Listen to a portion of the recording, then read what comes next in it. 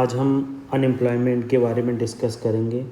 अक्सर एग्ज़ाम में अनएम्प्लॉयमेंट से रिलेटेड बातें पूछी जाती हैं और पूछा जाता है कि अनएम्प्लॉयमेंट क्या है, क्यों अनएम्प्लॉयमेंट बढ़ रहा है, ये मेंस से रिलेटेड है। मगर न्यूज़ में अनएम्प्लॉयमेंट बहुत ज़्यादा चर्चा में रहता है। उसका रीज़न ये है, हमारे पास ह्यूमन कैपिटल और डेमोग्राफिक डिविडेंड बहुत है। उस डेमोग्राफिक डिविडेंड को यूज़ करना बहुत ज़रूरी है। तो अनएम्प्लॉयमेंट रेट ऑलरेडी ज़्यादा है, तो इसलिए प्रीलिम्स में इससे रिलेटेड क्वेश्चन बन सकता है। पहले आप जान लीजिए कि लेबर फोर्स पार्टिसिपेशन क्या होता है, वर्क फोर्स पार्टिसिपेशन क्या होता है, एम्प्लॉयमेंट और अनएम्प्लॉयमेंट की डेफिनेशन क्या है। देखिए, जो लोग बिल्कुल काम नहीं करना चाहते हैं और काम के लिए अवेलेबल नहीं है, घर पे पड़े हैं, उन्हें काम से कोई मतलब नहीं है, ना उन्हें काम कोई करना है, वो लेबर फोर्स में नहीं आते हैं, वो आउट ऑफ लेबर फोर्स हैं। जो लोग 1 घंटे के लिए भी काम के लिए अवेलेबल हैं और जो काम करना चाहते हैं, उनको लेबर फोर्स में इंक्लूड किया जाता। जब लेबर फोर्स में इंक्लूड किया जाता तो लेबर फोर्स को एम्प्लॉयड और अनएम्प्लॉयड कैटेगरी में बांटा जाता। एम्प्लॉयड कैटेगरी कौन सी होती है? एम्प्लॉयड कैटेगरी ये होती है जो लोग काम कर रहे हैं, वर्किंग हैं, और अनएम्प्लॉयड जिनको काम नहीं मिला मगर वो अवेलेबल हैं। तो ये बेसिक डेफिनीशन थी लेबर फोर्स की, वर्किंग एम्प्लॉयड की और अनएम्प्लॉयड की। और जो लेबर फोर्स में पार्टिसिपेट नहीं कर रहे हैं, उनको काम चाहिए ही नहीं, उनको कहते हैं हम, मतलब वो लेबर फोर्स से बाहर है। तो आज हम डिफरेंट टाइप के लेबर फोर्स के डिफरेंट टाइप के अनएम्प्लॉयमेंट के बारे में डिस्कस करेंगे। तो पहला इसमें अनएम्प्लॉयमेंट जो डिस्कस करने हम जा रहे हैं ये है डिसगाइज्ड अनएम्प्लॉयमेंट। डिसगाइज्ड अनएम्प्लॉयमेंट क्या होता है? मान लो एग्रीकल्चर है, मैं एग्जांपल से समझा रहा हूँ। डायरेक्ट डेफिनेशन कभी भी एग्ज़ाम में नहीं पूछता, बहुत एक्सेप्शनल स्टेट लेवल के एग्ज़ाम में पूछा जाता है। तो जैसे डिसगाइज्ड अनएम्प्लॉयमेंट है, ये क्या होता है? इसमें क्या होता है, जो एग्रीकल्चर है उसमें चाहिए 2 बंदे। मान लो किसी खेत है 1 बीघा, जो नॉर्थ में बीघे में नापते हैं, और एकड़ मान लो, और चाहिए उसमें 2 लोग, मगर लगे हुए हैं 4-5 लोग। तो जो 4-5 लोग एक्स्ट्रा लगे हैं, एक्स्ट्रा इन द सेंस 4 लोग चाहिए थे, लगे हैं 8 लोग, 4 एक्स्ट्रा लगे हुए जो लोग हैं उनको कहा जाता है डिसगाइज्ड अनएम्प्लॉयमेंट। ज़रूरत नहीं है उनकी, मगर वो वहाँ पर प्रेजेंट हैं। जैसे इसमें देखो लिखा है, more people are employed than actually needed.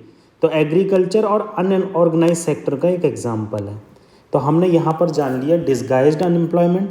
अब सीजनल अनएम्प्लॉयमेंट जानते हैं। सीजनल अनएम्प्लॉयमेंट क्या होता है? जैसे एग्रीकल्चरल लेबरर हैं, अब उन्होंने काम तो कर लिया खेत में, मान लो जून में चौहड़ा लगा, जून में गेहूं की बुआई हुई, धान की बुआई हुई जून में।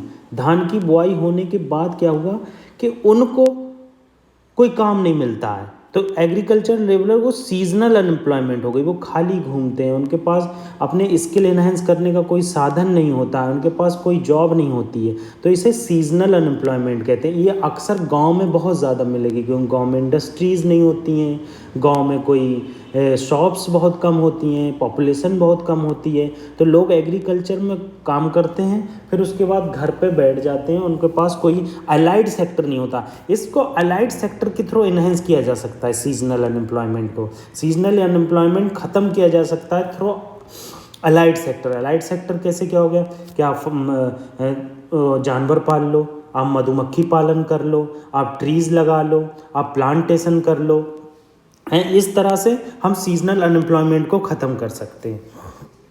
अब अगला पढ़ते हैं स्ट्रक्चरल अनएम्प्लॉयमेंट। अब स्ट्रक्चरल अनएम्प्लॉयमेंट वर्ड ही है कि स्ट्रक्चर में चेंज हो गया।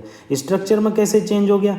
मान लो किसी कंट्री में कैपिटल फॉर्मेशन होना बंद हो गया। मान लो जिम्बाब्वे है, जिम्बाब्वे में क्या किया, स्ट्रक्चर चेंज कर दिया उन्होंने। इतने नोटों को छापा कि नोटों की वैल्यू गिर गई। तो इस तरह से क्या होता है कि कंपनियां जो है वो अपने प्रोडक्शन को कम कर देती हैं और उस कंट्री से जाने लगती हैं। तो ये एक स्ट्रक्चरल अनएम्प्लॉयमेंट है। इसमें क्या होता है कि जॉब आपको नहीं मिल पाती है। Mismatch between the job available in the market and skill available workers. मतलब इसका डायरेक्ट यही मतलब है कि आपके पास जो स्किल है वो जॉब नहीं है मार्केट में, कई एग्जाम्पल स्ट्रक्चरल अनएम्प्लॉयमेंट में आ जाएंगे। कैपिटल फॉर्मेशन नहीं हो रही है, इकॉनमी का स्ट्रक्चर चेंज हो गया, इकॉनमी एग्रीकल्चर बेस्ड थी, इकॉनमी जो है वो कम्युनिस्ट बेस्ड थी, कैपिटलिस्ट बेस्ड हो गई, एग्रीकल्चर बेस्ड थी और इंडस्ट्री बेस्ड हो गई। तो ये स्ट्रक्चरल अनएम्प्लॉयमेंट है।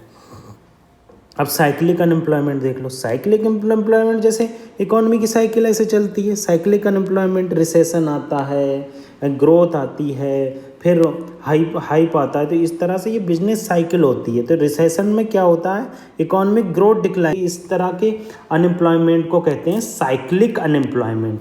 Can you understand? Cyclic unemployment India में बहुत कम पाया जाता है। उसका रीज़न एग्रीकल्चर सेक्टर है। एग्रीकल्चर सेक्टर कभी भी हमारे इंडिया को साइक्लिक अनएम्प्लॉयमेंट में नहीं जाने देता है।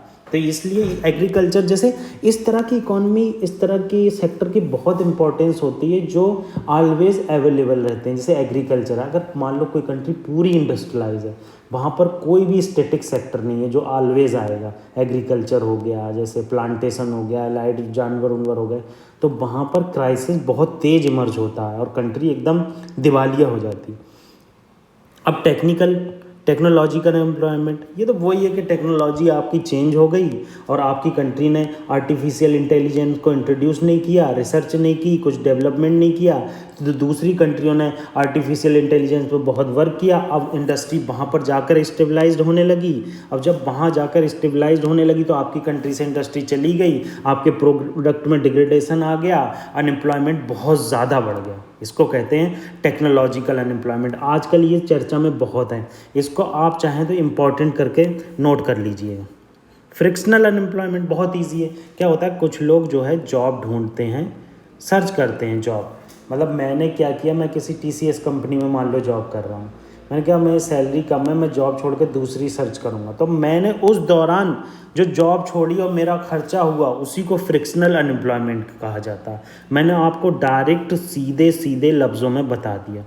अब वल्नरेबल अनएम्प्लॉयमेंट वही है कि आपको प्रॉपर सिक्योरिटी नहीं मिल रही है, सोशल सिक्योरिटी गवर्नमेंट के द्वारा, जॉब कॉन्ट्रैक्ट पर है, आपके दिमाग में टेंशन है। तो इस तरह से ये वल्नरेबल अनएम्प्लॉयमेंट होता है कि आपको वर्किंग इनफॉर्मली है, आपको जो है प्रॉपर जॉब कॉन्ट्रैक्ट नहीं है और सोशल सिक्योरिटी नहीं है। इस तरह के अनएम्प्लॉयमेंट को वल्नरेबल अनएम्प्लॉयमेंट कहा जाता है। तो आज हमने इकॉनमी के बेसिक्स कॉन्सेप्ट के बारे में जाना, क्योंकि अनएम्प्लॉयमेंट बहुत न्यूज़ में रहता है। तो हमने जाना अनएम्प्लॉयमेंट क्या होता है, लेबर फोर्स पार्टिसिपेशन रेट क्या होता है, हमने जाना वर्किंग और एम्प्लॉयड किसे कहा जाता है, अनएम्प्लॉयड किसे कहा जाता है, डिफरेंट टाइप अनएम्प्लॉयमेंट के जाना। और सबसे ज़्यादा अनएम्प्लॉयमेंट इम्पॉर्टेंट है वो सबसे ज़्यादा स्ट्रक्चरल अनएम्प्लॉयमेंट है, जो अक्सर पूछता है, क्योंकि बच्चे स्ट्रक्चर में साइकिल को इंक्लूड कर देते हैं, साइक्लिक अनएम्प्लॉयमेंट को। तो स्ट्रक्चरल और साइक्लिक अनएम्प्लॉयमेंट में डिफरेंस ज़रूर देखना है। तो इस तरह से ये हमने लेक्चर पूरा किया। Thank you so much.